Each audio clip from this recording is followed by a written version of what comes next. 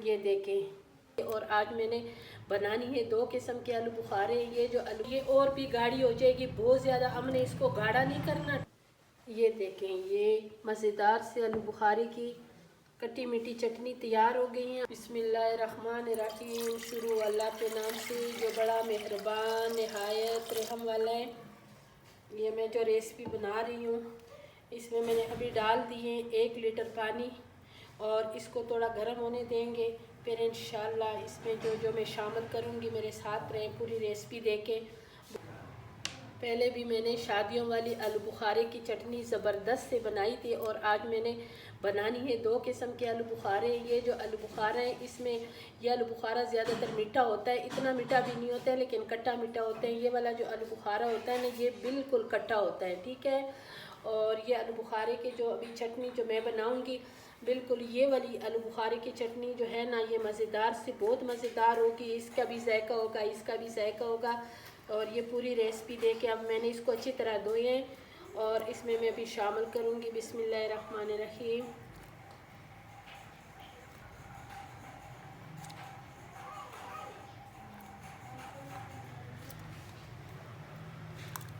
और इसको अभी पकाने के लिए उबालने के लिए रखेंगे।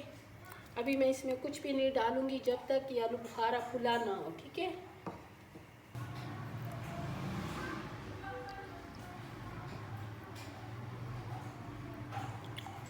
इसको पकाने के लिए अच्छी तरह रखूँगी, ठीक है।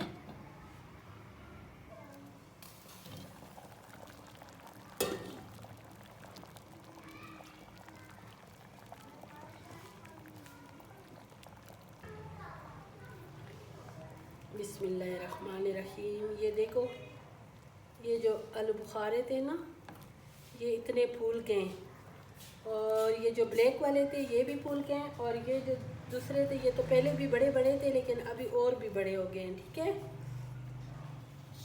अब मैं इसमें डाल रही हूँ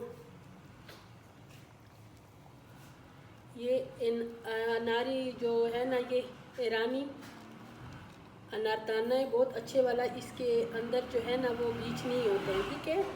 और ये बीच में डाल रही हूँ। ये इतना ज़बरदस्त बनेगा इंशाल्लाह, ज़रूर बनाएं। और ये मैं इसमें डाल रही हूँ बादाम।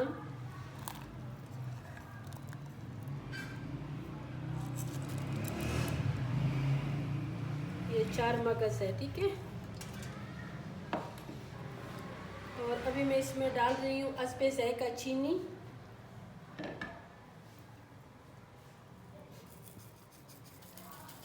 मैं अपने टेस्ट के हिसाब से डालूँगी इसलिए कि इसमें ये जो मोटे वाला आलू बुखारा है वो इतना कटा नहीं है, ठीक है।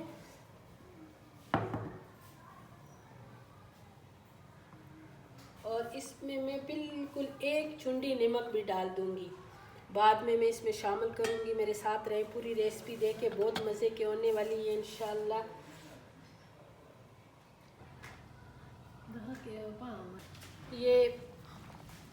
ये मुरब्बा बिल्कुल तैयार हो गई हैं। ये देखें, अभी मैं इसको रखूँगी ना जब 1-2 घंटे ये पड़े हो ना तो ये और भी गाढ़ी हो जाएगी बहुत ज़्यादा, हमने इसको गाढ़ा नहीं करना, ठीक है। ये मज़ेदार सा आलू बुखारे की चटनी, मुरब्बा नहीं सॉरी चटनी, और ये तैयार हो गई है। इंशाल्लाह ये थोड़ी ठंडी हो जाए ना फिर मैं आप लोगों से मिलूँगी। ये देखो अभी इतनी मज़े की ये तैयार हो गई हैं और ये गाढ़ी भी हो गई हैं, ठीक है। बिस्मिल्लाहिर्रहमानिर्रहीम।